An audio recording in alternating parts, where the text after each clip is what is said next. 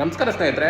ಸುಮಾರಷ್ಟು ಜನ profile light ಹಾಕಬೇಕಾದ್ರೆ ನಾವು ಕೊಟೇಶನ್ ಕೊಡ್ತೀವಿ. ಕೊಟೇಶನ್ ಕೊಟ್ಟಾಗ ಕೇಳ್ತಾರೆ, ಏತಕ್ಕೆ ಪ್ರೊಫೈಲ್ ಲೈಟ್ಗೆ ಇಷ್ಟೊಂದು ರೈಟ್ ಹೇಳ್ತೀರಲ್ಲ ಅಂತ. ಕೆಲವೊಂದಷ್ಟು ಜಾಗಗಳಲ್ಲಿ ಎಷ್ಟು ಕ್ರಿಟಿಕಲ್ ಇರುತ್ತೆ ಅಂದರೆ ಅಷ್ಟು ಕ್ರಿಟಿಕಲ್ ಇರುತ್ತೆ ಪ್ರೊಫೈಲ್ ಲೈಟ್ ಹಾಕೋದು.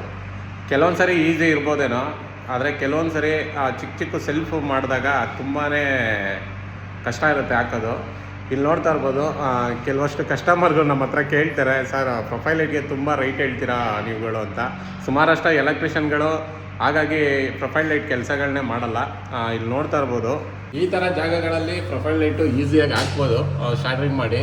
ಇಲ್ಲಿ ನೋಡ್ತಾ ಇರ್ಬೋದು, ಈ ಥರ ಜಾಗಗಳಲ್ಲಿ ತುಂಬಾ ಕ್ರಿಟಿಕಲ್ ಇರುತ್ತೆ. ಯಾಕಂದರೆ ಜಾಗನೂ ತುಂಬ ಚಿಕ್ಕದು, ಬರೀ ಒಂದಡಿ ಜಾಗ ಇದೆ.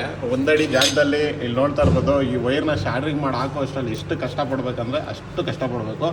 ಮತ್ತು ಚಾನಲ್ ಕುತ್ಕೊಳ್ಳಿಲ್ಲ ಅಂದರೆ ನಾವು ಕ್ಲೀನಾಗಿ ಗ್ರೈಂಡ್ ಮಾಡ್ಕೋಬೇಕಾಗುತ್ತೆ ನೀಟಾಗಿ. ಯಾಕಂದರೆ ಪಾಲಿಶಿಂಗ್ ಎಲ್ಲ ಆಗಿರುತ್ತೆ, ಅದು ಸ್ವಲ್ಪ ಅಲ್ಲಲ್ಲಿ ಎಡ್ಜಲ್ಲಿ ಆ ಕೆಮಿಕಲ್ ಕುತ್ಕೊಂಡು ಉಬ್ಬಿರುತ್ತೆ. ಅದನ್ನೆಲ್ಲ ಕ್ಲೀನಾಗಿ ಮಾಡಿ ಹಾಕಬೇಕು, ಇಲ್ಲಾಂದರೆ ಫಿನಿಶಿಂಗ್ ಬರಲ್ಲ. ಹೆಂಗಂತ ನಮ್ಗೆ ಹಾಕಿದ್ರೆ ಓನರ್ಗಳು ಒಪ್ಪಲ್ಲ. ಪೇಮೆಂಟ್ ಕೊಡ್ಬೇಕಾದ್ರೆ ಏನು ಈ ಥರ ಕೆಲಸ ಮಾಡಿದ್ದೀರಾ ಅಂತ ಕೇಳ್ತಾರೆ. ಹಾಗಾಗಿ ಈ ವಿಡಿಯೋನ ಮಾಡ್ಬೇಕನ್ನಿಸ್ತು, ಮಾಡಿದ್ದೀನಿ.